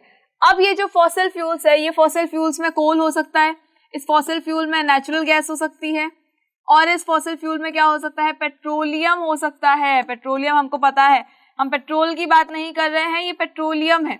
अब ये जो पेट्रोलियम है ये क्या होगा, इसको बहुत सारी चीजों में एक्सट्रैक्ट किया जाएगा, और जब एक्सट्रैक्शन के टाइम पे क्या निकलेगा, पेट्रोल भी निकलेगा, डीजल भी निकलेगा। ठीक है, तो ये तो हमको क्लियर हो गया है कि भाई ये सारा जो पेट्रोल और कोल है ये सारा किससे बनता है, ये सारा डिग्रेडेशन से बनता है, बायोमास के डिग्रेडेशन से बनेगा। हर चीज जो है वो डिग्रेड जरूर होती है, ठीक है, तो उनके डिग्रेडेशन से बनता है। अब फिर भी हम बोल रहे हैं कि इसको कंजर्व करने की जरूरत है, भाई बायोमास तो इतना ज्यादा है, ह्यूमन बींग्स इतने सारे हैं, प्लांट्स भले ही थोड़े कम हो गए, एनिमल्स है ये, तो इतना ज्यादा जब बायोमास है तो उनके दबने से ही तो बन रहा है, क्या प्रॉब्लम है, दबा दो सबको। लेकिन ऐसा नहीं होता है, तो कोल और पेट्रोलियम बनने के लिए मिलियंस ऑफ ईयर्स लगते हैं। अब अगर हम उस पेट्रोल को एक्सट्रैक्ट किए जा रहे हैं कंटिन्यूअसली, तो उसको बनने में क्या होगा, मिलियंस ऑफ ईयर्स लगेंगे, लेकिन हमने उससे पहले ही उसको यूटिलाइज करके खत्म कर दिया है कुछ सालों में ही। तो अब क्या होगा, जब वो खत्म हो जाएंगे तो नेक्स्ट जनरेशन्स को वो जो फॉसिल फ्यूल्स है वो नहीं मिलेंगे, कोल नहीं मिलेगा, पेट्रोलियम नहीं मिलेगा। तो ये सारी चीजें क्या है, ये सारी चीजें हमें ये बताती है कि हमें उन फ्यूल्स को कंजर्व करने की बहुत ज्यादा जरूरत है। अगर हम कोल को कंजर्व नहीं करेंगे, अगर हम पेट्रोलियम को कंजर्व नहीं करेंगे, तो आने वाली जो हमारी जनरेशन है उनको ना पेट्रोल मिलेगा, ना डीजल मिलेगा, ना कोलता मिलेगा और ना ही कोल मिलेगा। तो उनको भी अगर इनसे अवगत करवाना है, अगर उनको भी उसका लाभ उठाने देना है, तो हमें क्या करना पड़ेगा, हमारे लालच को थोड़ा सा कम करना पड़ेगा और इन सारी चीजों का यूटिलाइज बहुत ही कम करना पड़ेगा। कैसे करना पड़ेगा, देखो अगर हम बात करें, चलो जनरल पेट्रोल की बात कर लेते हैं। पेट्रोल की अगर मैं बात करूं तो आप खुद सोचिए कि अपना पेट्रोल आप कैसे बचा सकते हो। जनरली जब मम्मी हिसाब करती है तो बहुत बार कहती है कि पेट्रोल का खर्चा ज्यादा है, इसको थोड़ा सा हम कम कर सकते हैं। कैसे कर सकते हैं, तो जो ऐसी जगह जहां पर वॉकिंग डिस्टेंस से आप जा सकते हो तो वहां पर पैदल चलकर ही जाना चाहिए। उसके अलावा अगर बिल्कुल पास में ही थोड़ा सा ही डिस्टेंस पर अगर जा रहे हो तो साइकिल ले जा सकते हैं, और अगर ज्यादा डिस्टेंस है तो ही गाड़ी का यूज करना है। वीक में एटलीस्ट एक दिन ऐसा जरूर रखें जिसके अंदर आप गाड़ी का यूज बिल्कुल भी ना करें, ठीक है। बहुत ज्यादा इमरजेंसी हो तो ही करें, तो भी हमारी तरफ से एक कंट्रीब्यूशन होगा कि हमने पेट्रोल को क्या किया है, सेव करने में हेल्प की है। बिकॉज पेट्रोलियम जो है वो बन तो रहा है, कोल जो है वो बन तो रहा है, लेकिन उसको मिलियंस ऑफ ईयर्स लगने वाले हैं। एंड डू यू नो कि ये चीजें वो है जो कि फैक्ट्रीज के अंदर, जो लेबोरेटरीज के अंदर बिल्कुल भी नहीं बनाई जा सकती है, बिकॉज इतना ज्यादा हाई प्रेशर और हाई टेम्परेचर जो है वो लेबोरेटरीज के अंदर प्रोवाइड नहीं किया जा सकता। That is why they are natural resources, और ये वो रिसोर्स है कि जब मिलियंस ऑफ ईयर्स के बाद जब इनकी मर्जी होगी ना तब बनेंगे। और अगर हमने पहले ही जो बने बनाए हैं उनका यूटिलाइज कर लिया है, जब तक ये नए बनेंगे तब तक हमारा जो गैप रहेगा उस गैप को हम कैसे फुलफिल करेंगे, वहां पर हम एनर्जी को डिराइव कैसे करेंगे। बिकॉज गाड़ी के लिए मेनली अगर सोर्स देखा जाए तो पेट्रोल है, पेट्रोल के खत्म होने की वजह से ही, बिकॉज हम उसको कंजर्व नहीं कर पा रहे हैं, दैट इज वाई अब इसके अल्टरनेटिव्स भी आने लग गए हैं कि सीएनजी गैस पे चलेगी, इलेक्ट्रिसिटी पे चलेगी हमारी गाड़ी। फाइन, चलो आगे आ जाओ। इसके आप और भी बहुत सारे वेज ढूंढ सकते हो, बहुत सारे वेज मुझे लगता है आपके माइंड में आ भी रहे होंगे कि हाँ यहाँ से जो है हम इन चीजों को बचा सकते हैं। चलो आगे आ जाओ और आगे आओ, ये तो हमारा आंसर हो सकता है। नेक्स्ट क्वेश्चन पे आ जाओ। Suggest a few measures for controlling carbon dioxide levels in the atmosphere. Carbon dioxide के लेवल को अगर हमें एटमॉस्फेयर के अंदर थोड़ा सा नॉर्मलाइज करना है, अगर उसको थोड़ा सा रिड्यूस करना है, तो हम क्या कर सकते हैं। बेसिकली हमें पता है कि कार्बन डाइऑक्साइड जो होती है वो बहुत ही लिमिटेड क्वांटिटी में एटमॉस्फेयर के अंदर प्रेजेंट होती है, और हम यही चाहेंगे कि उसका जो बैलेंस है वो बना रहे। तो बैलेंस को कभी बिगाड़ना नहीं होता है। अगर थोड़ा सा बैलेंस बिगड़ा है मतलब क्या होगा कि कहीं ना कहीं वो हमारे लिए ही हार्मफुल है। तो एनवायरनमेंट की अगर मैं बात करूं तो वहां पर आप देखोगे कि CO2 बहुत ज्यादा है। CO2 बहुत ही ज्यादा क्वांटिटी के अंदर है। तो उसको कंट्रोल करने के मेथड्स क्या हो सकते हैं? The first method is plant trees. The first and important method is plant trees. जितना ज्यादा हम पेड़ लगाएंगे उतना ही ज्यादा जो CO2 और O2 का जो पूरा बैलेंस है वो बना रहेगा, उनका आना, उनका जाना, गिविंग, एक्सचेंज, ये सारी चीजें जो है वो बनी रहेगी। इससे कि कार्बन डाइऑक्साइड का जो लेवल है वो ज्यादा बढ़ेगा नहीं और वो नॉर्मलाइज रहेगा। कैसे? बिकॉज प्लांट्स क्या करते हैं? कार्बन डाइऑक्साइड को एब्जॉर्ब करते हैं for the synthesis of food, photosynthesis के लिए करते हैं। तो यानी कि इनको अगर कंजर्व करना है हमको, अगर हम चाहते हैं कि कार्बन डाइऑक्साइड जो है वो कंट्रोल्ड मैनर में रहे, वो थोड़ा सा रिड्यूस हो जाए, तो हमें क्या करना है? बहुत सारे पेड़ लगाने हैं। नेक्स्ट थिंग कि जो पेट्रोल का यूज होता है उसको कम कर दें, ठीक है, reduce the use of petrol. ये बहुत ही ज्यादा इंपॉर्टेंट चीज है कि जितना ज्यादा हम पेट्रोल का यूटिलाइज करते हैं उतना ही ज्यादा हम क्या कर रहे हैं? कार्बन डाइऑक्साइड को एनवायरनमेंट के अंदर रिलीज कर रहे हैं। तो जितना ज्यादा हमने पेट्रोल का यूटिलाइज किया उतना अगर ज्यादा ही कार्बन डाइऑक्साइड जो है एटमॉस्फेयर में रिलीज होगा तो कार्बन डाइऑक्साइड का जो लेवल है वो एकदम से बहुत ही ज्यादा बढ़ जाएगा। और आज की डेट में देखा जाए तो हम क्या कहते हैं? पॉल्यूशन बहुत हो गया है, ब्लैक ब्लैक कलर का धुआं बहुत ज्यादा है। तो ये क्यों है? Because of carbon dioxide. Fine. तो इस वजह से हमें पेट्रोल का यूज भी कम करना चाहिए। कैसे कर सकते हैं? तो हमको पता है कि बहुत अगर वॉकिंग डिस्टेंस है तो हमें क्या करना है, अगर थोड़ी डिस्टेंस है तो हमें क्या करना है, अगर ज्यादा डिस्टेंस है तो हमको क्या करना है। और बेसिकली अगर हम पब्लिक ट्रांसपोर्ट का यूज करते हैं, यूज ऑफ पब्लिक ट्रांसपोर्ट, अगर हम पब्लिक ट्रांसपोर्ट का भी यूज करते हैं तब भी हम बहुत ही ज्यादा क्वांटिटी में पेट्रोल को बचा लेते हैं। सपोज एक ही पेट्रोल और डीजल जो है एक ही क्वांटिटी में जल रहा है, लेकिन उसके अंदर सिर्फ 2 ही लोग जा रहे हैं, और एक जगह अगर हम बोले कि नहीं 25 लोग जा रहे हैं, तो डेफिनेट सी बात है कि डिपेंड तो करता ही है। पेट्रोल का यूज जो है वो भी कम हो जाएगा, कार्बन डाइऑक्साइड का जो लेवल है वो भी धीरे धीरे रिड्यूस होता चला जाएगा। कोविड-19 के टाइम पे जब लॉकडाउन हुआ था और हम सब अपने घर के अंदर कैद थे, उस टाइम पे आपने देखा होगा कि पॉल्यूशन का जो लेवल था वो बहुत जल्दी जो है नीचे की तरफ आ रहा था। ग्राफ एकदम से ऊपर चढ़ते चढ़ते अचानक से ड्रॉप आउट हो गया था। क्यों हुआ था वो ड्रॉप? बिकॉज कि हमने गाड़ियों का यूज जो है वो बिल्कुल ही कम कर दिया था, और जितना ज्यादा हमने उनका यूज कम किया था उतना ही ज्यादा वहां पर क्या था? पॉल्यूशन भी धीरे धीरे कम होता चला गया था। फाइन। तो कार्बन डाइऑक्साइड को हम लेवल में आराम से ला सकते हैं। उसके अलावा जब हम इंडस्ट्रीज का यूज करते हैं, जब बहुत ज्यादा इंडस्ट्रीज जहाँ पर लगा दी जाती है वहां आप देखोगे कि बहुत ज्यादा पोल्यूशन होता है, बिकॉज इंडस्ट्रीज इतनी ज्यादा है। तो हर एक इंडस्ट्री जो है कार्बन डाइऑक्साइड को रिलीज करती है। बहुत देखा होगा आपने कि फैक्ट्रीज के ऊपर एक चिमनी सी लगी होती है और काला धुआं निकलता है उसमें से, तो वो क्या है? उसके अंदर भी कार्बन डाइऑक्साइड जो है वो बहुत ही ज्यादा क्वांटिटी में है। तो फैक्ट्रीज को भी हम रिड्यूस कर सकते हैं अगर डिमांड को रिड्यूस किया जा सके, तो अगर पॉपुलेशन को भी कम किया जा सके तो। फाइन, चलो आगे आ जाओ, नेक्स्ट क्वेश्चन पे आओ। नेक्स्ट क्वेश्चन क्या पूछ रहे हैं? Next question is what is the importance of forest as a resource. Forest की इंपॉर्टेंस क्या होती है एज अ रिसोर्स? अगर हम रिसोर्स की फॉर्म में बात करें कि भाई हाँ ये एक ऐसा रिसोर्स है जो हमको बहुत सारी चीजें देता है जो हमारे सर्वाइवल के लिए इंपॉर्टेंट है, तो फिर हम क्या बोल सकते हैं फॉरेस्ट की इंपॉर्टेंस क्या होती है? तो देखो, सबसे पहली चीज तो ये कि हमारा नेचर कितना ब्यूटीफुल लगता है ना फॉरेस्ट से। अगर ये फॉरेस्ट है हमारा और यहाँ देखो सारे पेड़ कट कर दिए, यहाँ देखो एक पर्टिकुलर सिंगल टाइप का प्लांट लगाया गया, मजा नहीं है। ठीक है, जो फॉरेस्ट है वो सबसे ज्यादा इंपॉर्टेंट है। उसके अलावा जो फॉरेस्ट है वो बहुत सारे एनिमल्स का घर भी है, बहुत सारे एनिमल्स का घर भी है। ठीक है, तो ये बहुत ज्यादा इंपॉर्टेंट है फॉरेस्ट बेसिकली एनिमल्स के लिए भी, कि वो कहाँ रहेंगे, अदरवाइज जब अपना घर नहीं होगा तो एनिमल्स कहाँ रहेंगे? तो एनिमल्स का घर कौन होता है? फॉरेस्ट होते हैं। उसके अलावा फॉरेस्ट से हमें क्या मिलता है? फॉरेस्ट से हमें मिलता है वेजिटेबल्स, फ्रूट्स। फॉरेस्ट से वेजिटेबल्स एंड फ्रूट्स मिल सकते हैं। उसके अलावा हमको रेजिन्स मिलते हैं। उसके अलावा हमें ड्राई फ्रूट्स मिलते हैं, कंदमूल वगैरह आपने सुना होगा। उसके अलावा जो बैलेंस है किसका? CO2 एंड O2 का, balance of CO2 and O2, ये भी कौन बैलेंस करता है? ये भी प्लांट्स ही करते हैं। जितने ज्यादा ट्रीज होंगे, जितने ज्यादा फॉरेस्ट होंगे, उतना ही ज्यादा कार्बन डाइऑक्साइड और ऑक्सीजन का जो लेवल है वो बिल्कुल लेवल में रहेगा, कहीं जो ऊपर नीचे नहीं होगा, वो हमेशा बैलेंस्ड रहेगा। फाइन, बिकॉज जितना ज्यादा कार्बन डाइऑक्साइड जो है वो निकल रहा है पेट्रोल से, गाड़ियों से या फिर अदर चीजों से, तो जब प्लांट्स उसको यूटिलाइज कर लेंगे, प्लांट्स जो है वो कार्बन डाइऑक्साइड को एब्जॉर्ब कर लेंगे और उसको ऑक्सीजन में कन्वर्ट कर देंगे तो कार्बन डाइऑक्साइड का लेवल भी जो है वो बिल्कुल मॉडरेट रहेगा, बिल्कुल एडिक्वेट क्वांटिटी में रहेगा, ना ही उससे ज़्यादा होगा ना ही उससे कम हो पाएगा। ठीक है, तो आई होप कि पता है कि फॉरेस्ट के यूजेस क्या होते हैं। उसके अलावा फॉरेस्ट से हमें क्या मिलता है, हमको पेपर मिलता है, जिससे कि आप लोग एग्जाम देते हो और आपको एग्जाम मुझे पता है बिल्कुल नहीं पसंद है, लेकिन फिर भी फॉरेस्ट से हमें क्या मिल रहा है, पेपर मिलता है। उसके अलावा हमको क्या मिल सकता है, वुड मिल सकती है। देखा होगा ना घरों के अंदर जब दरवाजे बनाए जाते हैं तो वो तो शीशम के बनाने हैं, सागवान के बनाने हैं, तो ये क्या है, ये लकड़ी के टाइप है कि कौन से प्लांट की लकड़ी जो है हमको लेनी है। तो वुड भी हमको कहाँ से मिलती है, वुड भी हमको यही फॉरेस्ट से मिलती है। उसके अलावा अगर आप देखोगे तो फॉरेस्ट से और क्या क्या मिल सकता है, फॉरेस्ट जो है वो सॉइल एरोजन को भी रोक सकता है। फॉरेस्ट क्या करता है, सॉइल एरोजन को रोकता है। उसके अलावा ये वाटर साइकिल में हेल्प करता है। वाटर साइकिल जो है प्रॉपर कब चलता है, जब फॉरेस्ट होते हैं, जब ट्रीज होते हैं।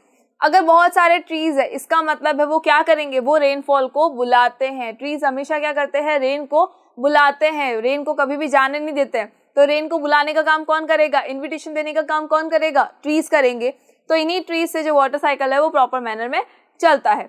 उसके अलावा ये जो ट्रीज होते हैं ये हमको रेजिन्स देते हैं, ये हमको गोंद भी देता है, वो वाला गोंद जिससे कि हम सर्दियों के लड्डू बनाकर खा लेते हैं। ठीक है, चलो, सो आई होप कि आपको पता है ये फॉरेस्ट की इंपॉर्टेंस क्या होती है, फॉरेस्ट से हमको क्या क्या चीजें जो है वो मिल सकती है। ठीक है, चलो, the next question is, an environmentalist on visit to your school suggested the use of 3 R's to save the environment.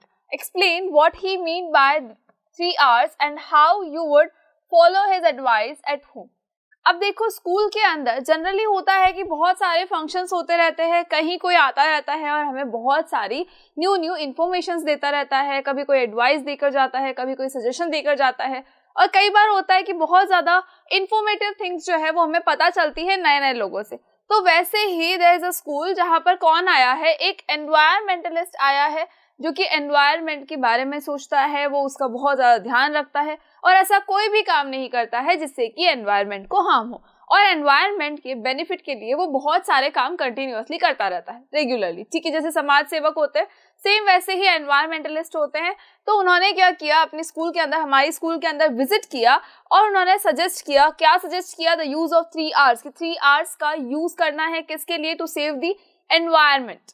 Now हमें ये एक्सप्लेन करना है कि उसका मतलब क्या था। वो जो पर्सन आए थे, जो एनवायरमेंटलिस्ट आए थे स्कूल के अंदर, उनका मीनिंग क्या था, वो क्या समझाना चाह रहे थे इन 3 R's से। ठीक है, R's से वो क्या समझा रहे थे, एंड द नेक्स्ट थिंग कि how you would follow his advice at home, कैसे हम लोग हमारे घर के अंदर उस एडवाइस को फॉलो कर सकते हैं। सो देखो, फर्स्ट थिंग इज कि 3 R's क्या होते हैं। इन 3 R's के अंदर हमको बहुत अच्छे से पता है कि 3 R's का मतलब क्या है, बहुत बार हमने पढ़ रखा है इसको। क्या होते हैं, रिड्यूस, रीयूज, रिसाइकल। कि हमें क्या करना है, रिड्यूस करना है, रीयूज करना है और रिसाइकल करना है। तो इन 3 R's को हम ऑलरेडी कई बार पढ़ चुके हैं। जब भी एनवायरनमेंट की बात आती है सबसे पहले जो आता है वो है ये 3 R's। बेसिकली इन 3 R's से उन्होंने क्या समझाया, उन्होंने ये समझाया कि रिड्यूस करना है, यानी कि जितनी भी चीजें हैं उन सबका यूज जो है उसको रिड्यूस कर देना है। भाई कोई भी चीज अगर हम यूज कर रहे हैं तो अगर हम उसके यूज को रिड्यूस कर देंगे तो डेफिनेट सी बात है कि डिमांड भी धीरे धीरे क्या होने लगेगी, बिल्कुल कम होने लगेगी। उसके अलावा अगर हम उस चीज का रिडक्शन नहीं कर सकते हैं कि भाई नहीं, हम जितना यूज कर रहे हैं उतना तो हम करेंगे ही करेंगे, तो फिर हम क्या कर सकते हैं, हम एक ही चीज को कंटिन्यूअसली बार बार रीयूज कर सकते हैं।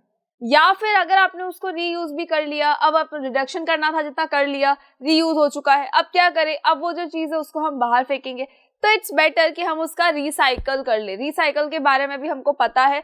जनरली जो हमारी रफ नोटबुक्स आती है वो कहाँ से आती है, तो जो हमारी जो फेयर नोटबुक्स होती है जो बिल्कुल वाइट होती है, उसके ऊपर जब आप बहुत सारा कुछ लिख देते हो और जब आप उसको फिर से रद्दी वाले भैया को देते हो तो रद्दी वाले भैया क्या करते हैं, आगे मिल के अंदर भेज देते हैं।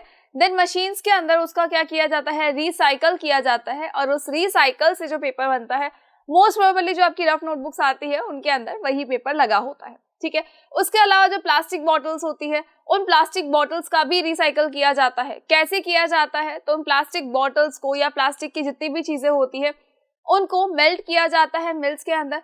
मेल्ट करने के बाद उनको नई डिजायर्ड थिंग्स के अंदर कन्वर्ट कर दिया जाता है।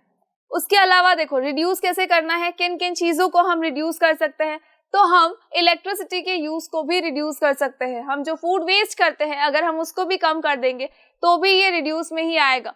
काफ़ी ऐसी चीज़ें हैं जिनका अगर हम यूज़ कम कर दे तो फिर एनवायरनमेंट को हम हार्म नहीं कर रहे हैं, इवन वहाँ पर हम क्या करेंगे, एनवायरनमेंट को बेनिफिट पहुंचाएंगे। इवन अगर आप अपनी गाड़ी का यूज़ भी कम कर दे तब भी एनवायरनमेंट के लिए हम क्या कर रहे हैं, बहुत ही अच्छा काम कर रहे हैं।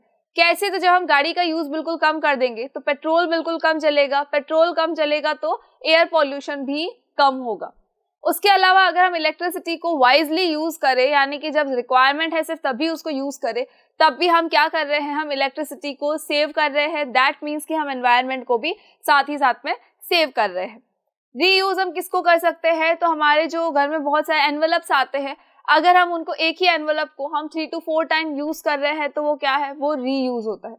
उसके अलावा अगर आप देखेंगे तो रीयूज़ के अंदर हम प्लास्टिक बॉटल्स का या प्लास्टिक कंटेनर्स का भी यूज़ कर सकते हैं। लाइक जो प्लास्टिक बॉटल्स आती है, एक बार हमने उसके अंदर कोई कोई चीज़ जो भी आई थी उसको यूज़ कर लिया, उसके बाद ऐसा नहीं हो कि उसको हम डायरेक्ट बाहर फेंक रहे हैं, नहीं, हमेशा उसका क्या करना है, रीयूज़ करना है। प्लास्टिक के जनरली आपने देखा होगा कि जो इस तरह के कोई डिब्बे, जो प्लास्टिक के डिब्बे होते हैं, लाइक हमारे अगर सपोज बॉर्नवीटा का डिब्बा ले लें हम, तो बॉर्नवीटा का डिब्बा क्या होता है, प्लास्टिक का बना होता है। अब मम्मी क्या करती है, उस बॉर्नवीटा के डिब्बे में से जब बॉर्नवीटा पूरा खत्म हो जाता है तो उसके बाद भी वो उस डिब्बे को बाहर नहीं फेंकती है, वो क्या करती है, उसके अंदर कोई और चीज़ भर के रख देती है। तो ये क्या है, ये रीयूज ही तो है किसी चीज़ का। सो आई होप कि आपको ये 3 R's तो क्लियर हो गए होंगे। अब हमें ये बताना है कि भाई हमारे घर के अंदर हम ऐसा क्या कर सकते हैं जिससे कि हम उनकी एडवाइस को फॉलो कर सकें। सो the first thing is save electricity. First thing हम क्या कर सकते हैं, हम इलेक्ट्रिसिटी को सेव कर सकते हैं। कैसे कर सकते हैं इलेक्ट्रिसिटी को सेव, तो देखो, अगर हमें यूज़ नहीं करनी है लाइट्स को तो हम बंद कर सकते हैं, या फिर अगर दिन का टाइम है तो विंडोज ओपन कर दे, जिससे क्या हो, लाइट आ सके, रोशनी आ सके, तो हमें लाइट को लगाने की, यानी कि ट्यूबलाइट्स लगाने की रिक्वायरमेंट नहीं पड़ेगी। उसके अलावा अगर बाहर कहीं जा रहे हैं तो रूम के अंदर की लाइट बंद कर दे, फैन ऑफ कर दे। जब रिक्वायरमेंट ही नहीं है तो क्यों उसको चालू रखना है, क्यों ऑन रखना है, इलेक्ट्रिसिटी को वेस्ट करना है, तो हम इलेक्ट्रिसिटी को भी सेव कर सकते हैं। उसके अलावा हम पेट्रोल को सेव कर सकते हैं, गाड़ी का यूज कम कर सकते हैं, reduce the use of vehicle, reduce the use of vehicle. ये तो हम बिल्कुल कर सकते हैं कि अगर हमें शॉर्टर डिस्टेंसेस पर जाना है तो हम क्या करेंगे, अगर वॉकिंग डिस्टेंसेस है तो हम पैदल जा सकते हैं, जिससे हमारे 2 बेनिफिट्स होंगे।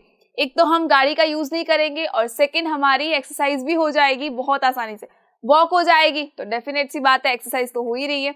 उसके अलावा हम क्या कर सकते हैं, तो उसके अलावा अगर थोड़ी सी डिस्टेंस पर जाना है तो हम साइकिलिंग कर सकते हैं, साइकिल का यूज कर सकते हैं, और ज्यादा डिस्टेंस पर जाना है तो ही गाड़ी का यूज करें। इसके अलावा हम पब्लिक व्हीकल्स का भी यूज कर सकते हैं। अगर हम पब्लिक व्हीकल्स का यूज करते हैं तो सोचो, एक ही पेट्रोल या डीजल के अंदर, अब पब्लिक व्हीकल है, डीजल उसमें जल ही रहा है, पेट्रोल उसमें जल ही रहा है, अगर उसके अंदर 2 लोग जाएंगे चाहे 30 लोग जा रहे हैं, कोई फर्क नहीं पड़ा, सेम पेट्रोल सेम डीजल लग रहा है।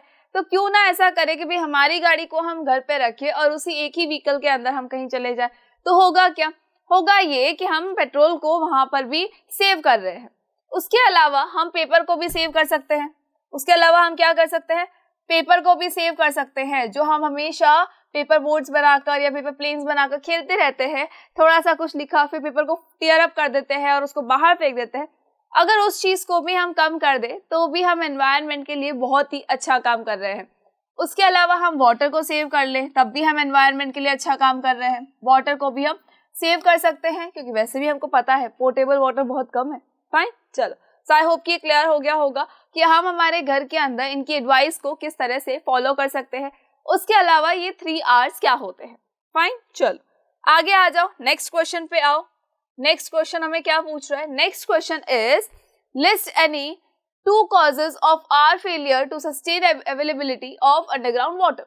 हमें ऐसी 2 चीजों को लिस्ट बनाना है, यानी 2 causes की लिस्ट बनानी है जिससे कि हम फेल हो रहे हैं। ऐसे 2 रीजंस जिसकी वजह से हम फेल हो रहे हैं sustain availability of underground water, यानी कि अंडरग्राउंड वाटर की अवेलेबिलिटी को हम बिल्कुल सस्टेन नहीं कर पा रहे हैं। अंडरग्राउंड वाटर को आपने देखा होगा कि जनरली हमने कई बार सुना भी होगा कि जो अंडरग्राउंड वाटर का जो लेवल है, यानी जो वाटर टेबल है, वो कंटिन्यूअसली डिक्रीज हो रहा है। ये हमने कई बार सुना होगा कि वो वाटर टेबल बिल्कुल डिक्रीज हो रहा है। तो ऐसा क्यों हो रहा है, क्यों हम अंडरग्राउंड वाटर को सस्टेन नहीं कर पा रहे हैं, इस फेलियर का रीजन क्या है, तो हमें सिर्फ 2 रीजन देने हैं। तो द फर्स्ट थिंग इज कि पॉपुलेशन इतनी ज्यादा हो गई है, इंक्रीजिंग पॉपुलेशन। पहले के टाइम पे क्या था, पॉपुलेशन बिल्कुल कम थी, तो वहां पर जितना ज्यादा अंडरग्राउंड वाटर था उतने ज्यादा लोग नहीं थे कि उसको यूटिलाइज कर सके। तो जब इतने लोग ही नहीं थे कि उसको यूटिलाइज कर सके तो डेफिनेट सी बात है कि अंडरग्राउंड वाटर जो है वो पूरा फिल रहेगा।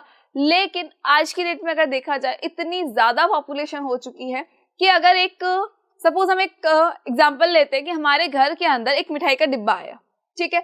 अब हमारे घर के अंदर अभी कौन है, सिर्फ मम्मी है, पापा है और एक भाई है या फिर एक बहन है और एक हम है, सिर्फ 4 मेंबर्स है, ठीक है।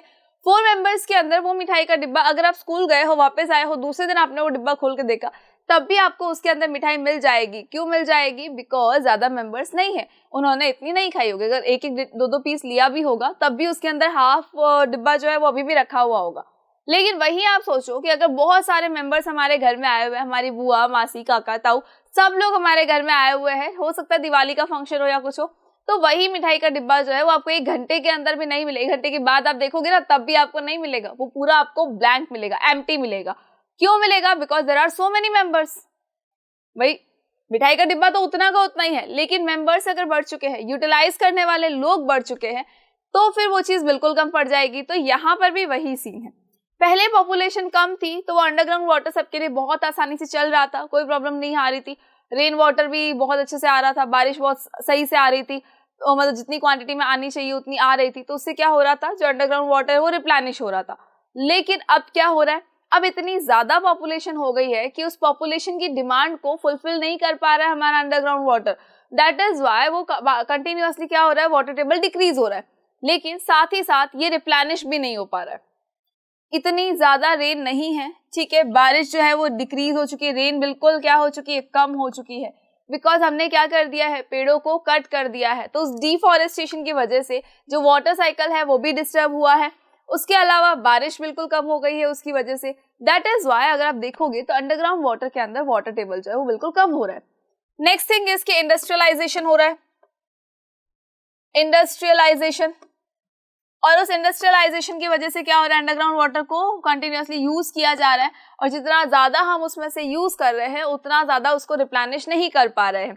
वी नो वेरी वेल कि अगर हम सब जगह पर देखेंगे, हमने अर्बनाइजेशन इतना ज्यादा कर दिया है कि सब जगह पर हमने बिल्डिंग्स बना दी, हमने मॉल्स बना दिए, हॉस्पिटल्स बना दिए हैं, रोड्स बना दी है।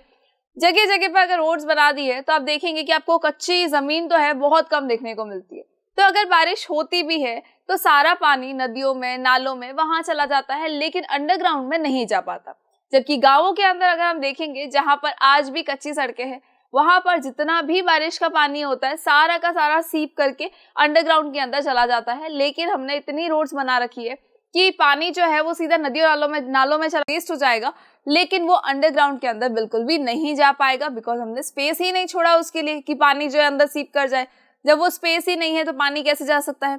तो अंडरग्राउंड वाटर का जो लेवल है वो कम होने का ये भी एक रीजन हो सकता है।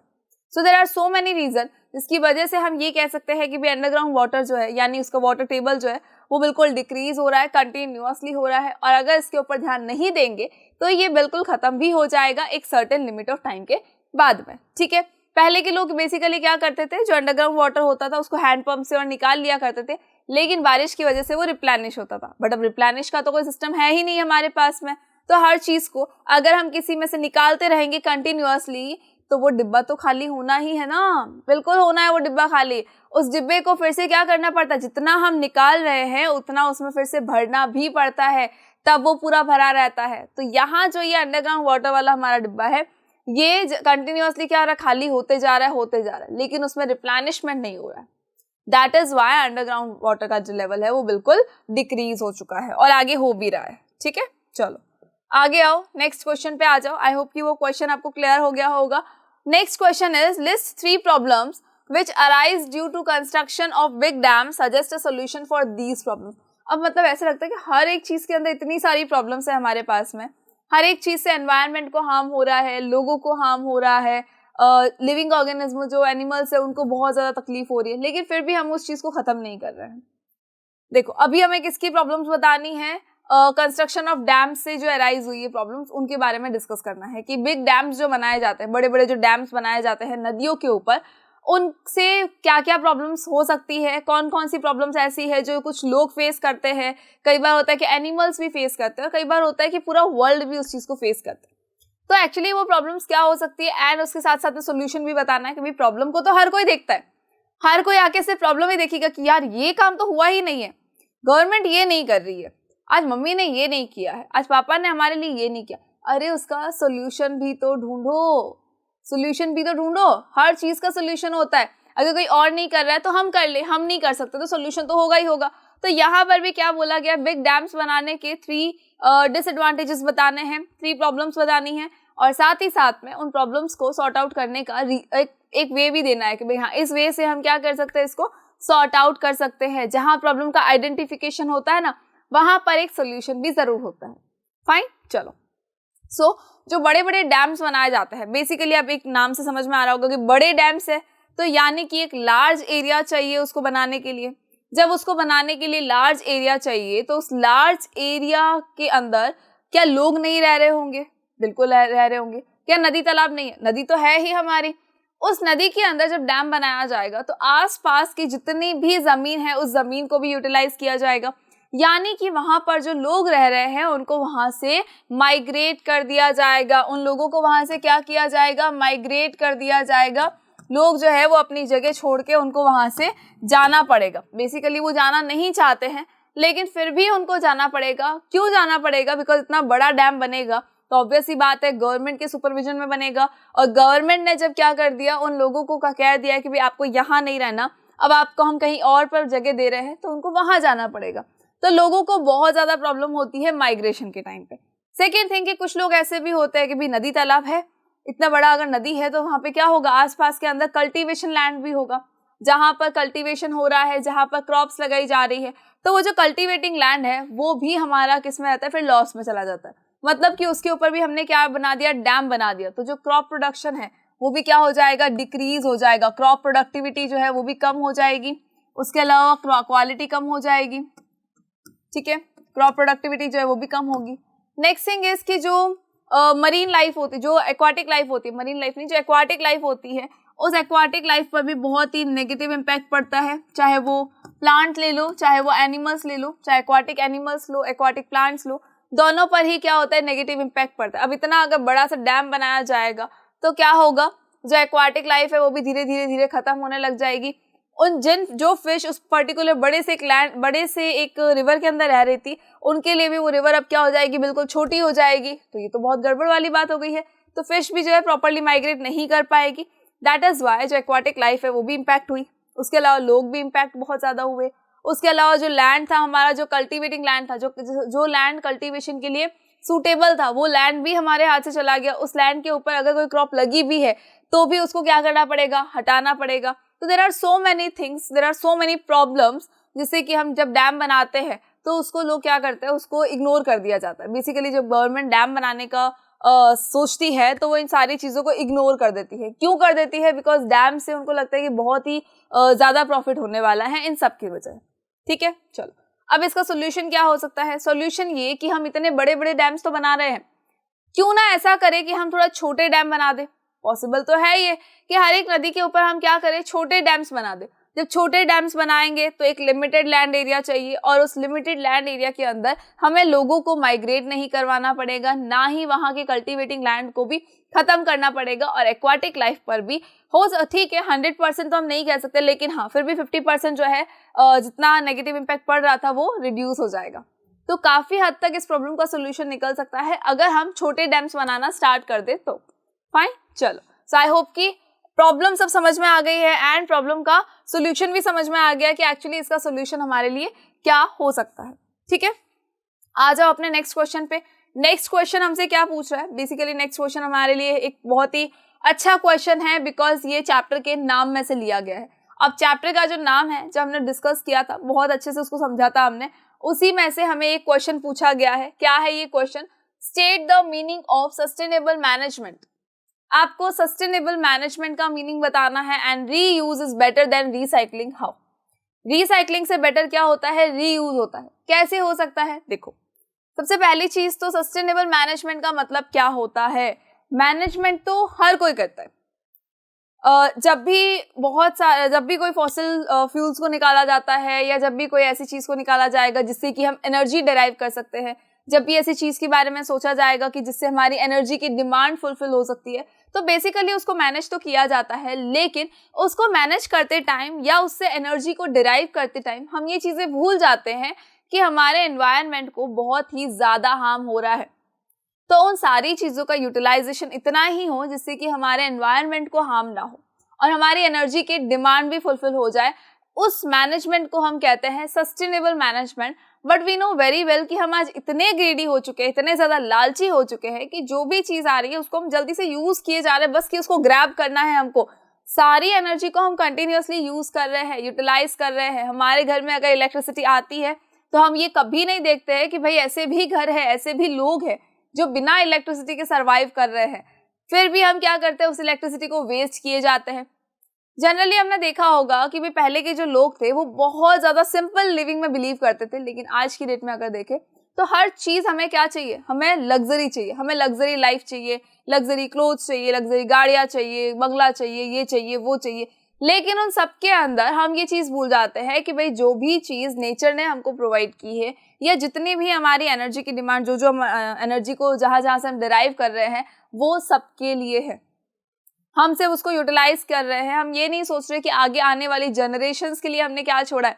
हो सकता है कि कुछ जनरेशन्स तक तो ये सारी चीजें चले, बिकॉज हम जितना यूटिलाइज कर रहे हैं उतना है भी एक्चुअली, लेकिन एक सर्टेन लिमिट ऑफ टाइम के बाद में क्या होगा, कुछ सालों के बाद क्या होगा कि वो चीज पूरी खत्म ही हो जाएगी। अब पेट्रोल की बात ले लो, हमें कई बार कहा जाता है कि पेट्रोल को सेव करना है, बिकॉज पेट्रोल जो है वो खुद नहीं बनाया जा सकता।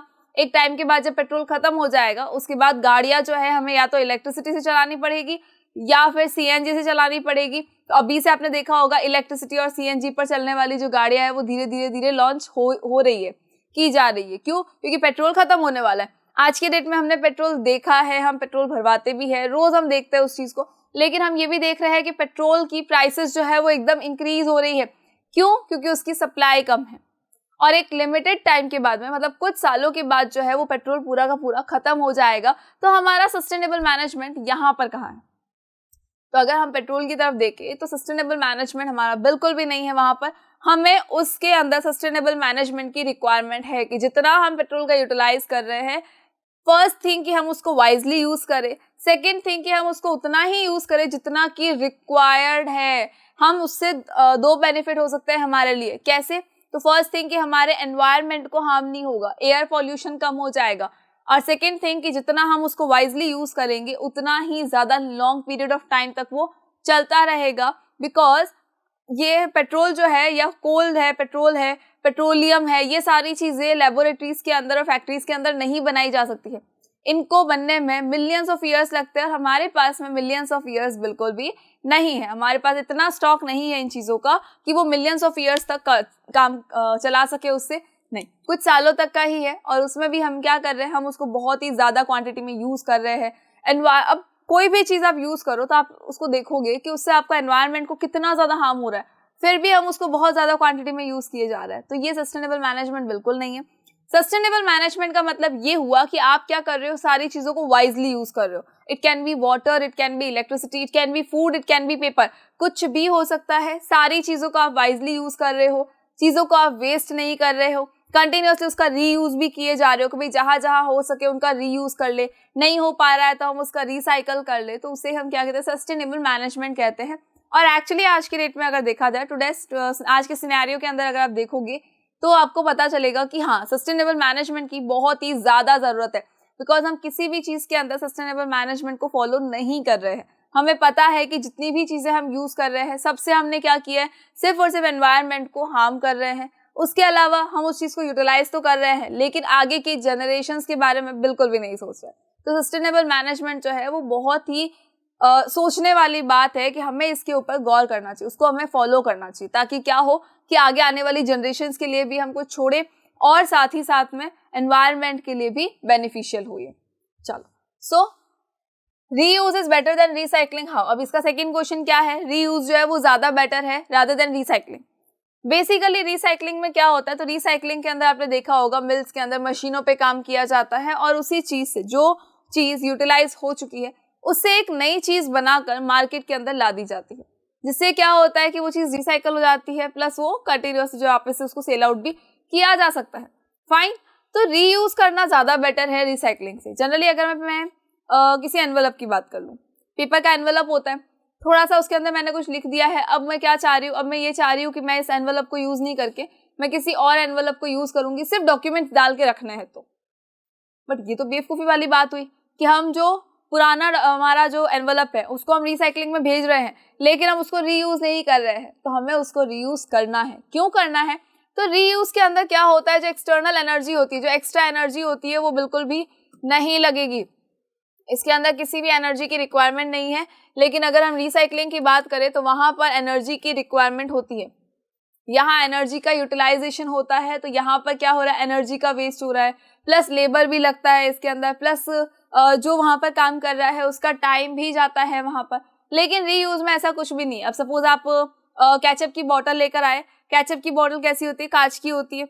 उस बोतल को आपने यूज कर लिया, केचप आपने यूज कर लिया, अब आप क्या करें, उसको वॉश कर दे, और वॉश करने के बाद हम उसको फिर से यूज कर सकते हैं किसी और चीज के लिए। हम उसके अंदर जूसेस डाल के रख सकते हैं, और भी तेल डाल के रख सकते हैं, कोई ना कोई चीज उसके अंदर हम डालकर उसको रख सकते हैं। तो ये क्या होगा, ये रीयूज होगा। लेकिन वहीं अगर मैं कहूँ कि नहीं, मैं तो चाहती हूँ कि इसको रिसाइकल कर दे, तो इसको बाहर फेंक देते हैं, भाई दूसरी चीज भी तो लाओगे।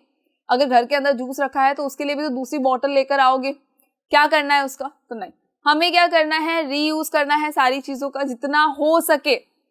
तो रिसाइकलिंग से पहले एक बार देख ले कि रीयूज कर सकते हैं या फिर नहीं कर सकते हैं। अगर प्लास्टिक बॉटल्स की भी बात करें तो रीयूज करने में तो कुछ भी नहीं जा रहा है। एक बॉटल आई है, आपने उसको यूज किया, उसके बाद आप क्या कर रहे हो, उसी को बार बार रोज यूज किए जा रहे हो कि यार अच्छी बॉटल है, एक काम करते हैं, रोज पानी भर के ले जाएंगे अपने ऑफिस या स्कूल और उसके बाद ले आएंगे वापस। ठीक है, पॉसिबल है। लेकिन वही अगर हम ये सोचे कि नहीं यार, मैं तो नई बॉटल खरीद के लाऊंगा, ये वाली बॉटल जो है ये मैं फेंक देता हूँ, तो फेंकेंगे तो क्या होगा, रिसाइकलिंग में जाएगी।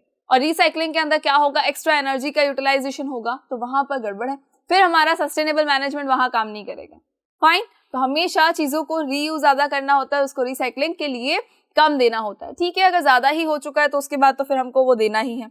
चलो, सो अब तो मुझे लगता है काफी सारी चीजें ना हमारे खुद के माइंड में हो गई होगी कि हाँ हमें ये करना है, हमें ये नहीं करना, हमें वो करना है, हमें ये नहीं करना, इन चीजों को हमको सेव करना है, सेव हम इस तरह से कर सकते हैं। तो ये आई होप कि सारी चीजें क्लियर हो गई होंगी। चलो नेक्स्ट क्वेश्चन पे आ जाओ। हाउ डिड चिपको आंदोलन ultimately benefit the local people, describe briefly. जो चिपको आंदोलन था उसने लोकल पीपल को किस तरह से बेनिफिट किया है, किस तरह से लोकल पीपल को फायदा हुआ उस चीज का, ये हमको बताना है। तो बेसिकली चिपको आंदोलन था क्या? चिपको आंदोलन का नाम सुनते ही हमारे माइंड में आता है खिजड़ली गांव आता है, अमृता देवी बिश्नोई आ जाती है, बिश्नोई समाज हमारे माइंड में आता है। Actually the same thing is here, लेकिन यहाँ पर क्या है, रेनी विलेज का एक ग्रहवाल के अंदर एक रेनी विलेज है, वहां की बात हो रही है। तो उस ग्रहवाल के अंदर क्या था, बहुत सारे पेड़ जहां पर थे, तो वहां पर एक कॉन्ट्रैक्टर को भेजा गया। कॉन्ट्रैक्टर को कहा गया कि भाई आपको क्या करना है, इन सारे पेड़ों को कट करना है। अब क्या हुआ, कॉन्ट्रैक्टर के जो आदमी थे वो आए, ठीक है, कॉन्ट्रैक्टर के आदमी जो थे वो उस गांव के अंदर गए और वो पेड़ों को काटना शुरू ही किया था। लेकिन वहां की लेडीज ने क्या किया, वहां की लेडीज ने ट्रीज को क्या कर लिया, हक कर लिया, यानी कि वो उनसे क्या कर गई, चिपक गई, पेड़ों से चिपक गई। तो जब पेड़ों से चिपक गई तो एट लास्ट क्या हुआ, भाई थोड़ा सा ठीक है बहस भी हुई, कुछ लोगों को मारा भी गया, लेकिन एट लास्ट वहां पर क्या कंक्लूजन निकला कि भाई अब ये पेड़ जो है वो नहीं कटेंगे। तो जब पेड़ नहीं कटे तो क्या हुआ, डिफॉरेस्टेशन नहीं हुआ। The first benefit for the local people is कि जो फॉरेस्ट थे वो कटे नहीं, पेड़ अभी भी जिंदा है। और जितना ज्यादा पेड़ रहेंगे, जितना ज्यादा फॉरेस्ट रहेगा, उतना ही ज्यादा वहां का एनवायरनमेंट जो है वो बिल्कुल क्लीन रहेगा। तो वो लोकल पीपल के लिए ही बेनिफिशियल है। प्लस हमें पता है कि लोकल पीपल जो होते हैं वो फॉरेस्ट के स्टेक होल्डर्स भी होते हैं। उनकी जो मोस्टली जो उनका जीवन होता है वो लाइफ जो है वो पूरी फॉरेस्ट पर ही निकलती है, सारी चीजें उनको फॉरेस्ट से ही मिलती है। तो लोकल पीपल के लिए बहुत ज्यादा बेनिफिशियल था कि उन पेड़ों को नहीं काटा गया। तो वहां की जो सॉइल की क्वालिटी थी वो एज इट इज थी, कंटिन्यूअसली फॉरेस्ट जो है और ग्रो हुए जा रहा था। एनिमल्स जो थे वो भी अपने आराम से अपने अपने घरों में रह रहे थे। प्लस साथ ही साथ में क्या हो रहा था, वहां से लोकल पीपल को बहुत सारी चीजें मिल रही थी, वेजिटेबल्स मिल रही थी, फ्रूट्स मिल रहे थे, उसके अलावा टिम्बर मिल रहा था, लकड़ियां मिल रही थी, मतलब सारी ही चीजें उनको कहाँ से मिल रही थी, सिर्फ और सिर्फ फॉरेस्ट से ही मिल रही थी। तो लोकल पीपल के लिए ये बहुत ही ज्यादा अच्छा था। फाइन, चलो आगे आ जाओ, नेक्स्ट क्वेश्चन पे आओ। नेक्स्ट क्वेश्चन क्या है, next question is what is a dam right 2 main advantages and 2 ill effects of constructing a big dam. तो अभी हमने डैम की बात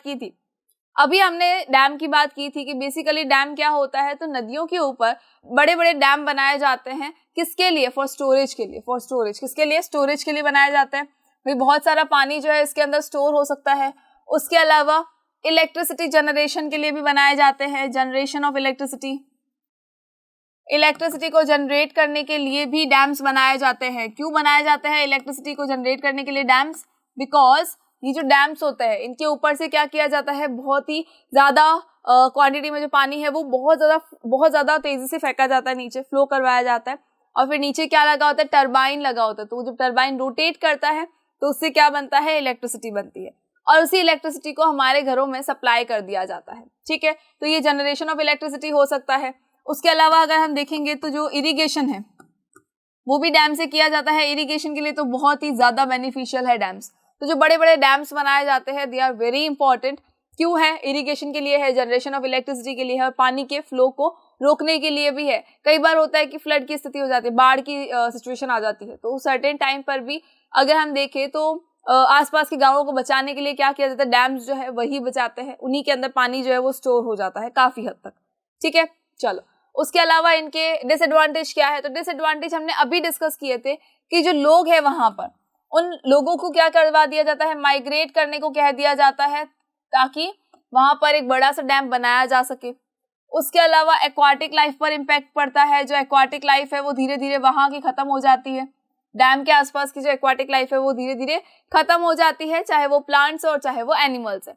उसके अलावा जो कल्टीवेटिंग लैंड होता है हमारा वो भी खत्म हो जाता है। सपोज उस बड़े से डैम वाले एरिया में जहां पर डैम बनाया जा रहा है, अगर उसके अंदर कल्टीवेटिंग लैंड एरिया है तो अगर वो आ जाता है उसके अंदर तो उसको कोई निकाला थोड़ा ना जाएगा। ऐसा तो नहीं है कि लैंड को उठा के साइड में रख दिया, वैसा पॉसिबल नहीं है। तो उस बड़े से डैम को बनाते टाइम पर जितने लोगों ने माइग्रेट किया है, एक तो उनका तो है ही, साथ ही साथ में जो कल्टीवेटिंग लैंड था, जो ऐसा लैंड जिसके ऊपर कल्टीवेशन हो रहा था, क्रॉप लगी हुई थी या लग सकती थी, वो सारा लैंड भी उसके अंदर चला जाता है। तो हमारी क्रॉप प्रोडक्टिविटी पे भी इम्पैक्ट पड़ता है। So there are so many things जिसकी वजह से हमें बिग डैम्स को बनाना अवॉइड करना चाहिए, और उसकी जगह पर हमें क्या बनाना चाहिए? बहुत ही छोटे छोटे डैम्स बनाने चाहिए। फाइन, सो आई होप कि आपको ये सारे क्वेश्चंस क्लियर हो गए होंगे, और अब आपका ये चैप्टर आपके लिए अगेन एक बार रिवाइज हो चुका है, और मुझे लगता है कि अब आपको एग्जाम के अंदर कहीं कोई प्रॉब्लम नहीं आएगी। तो आपको इस चैप्टर को अगेन एक बार क्या करना है? रिवाइज करना है, और सेल्फ स्टडी करना तो बिल्कुल ना भूलें। Thank you so much.